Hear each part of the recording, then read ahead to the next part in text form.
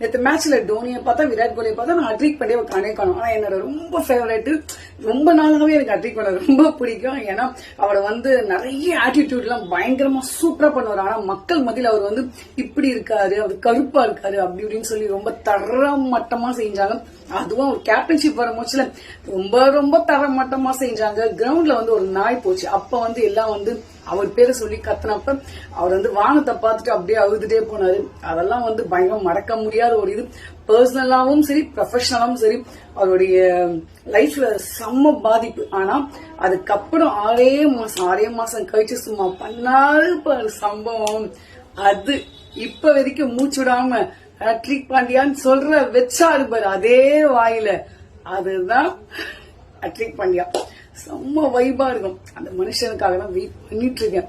வாயா யாருன்னா பாக்கணும் அப்படின்னு சொன்னாங்கன்னா எனக்கு அவரை பார்த்தா போதும் அப்படிதான்.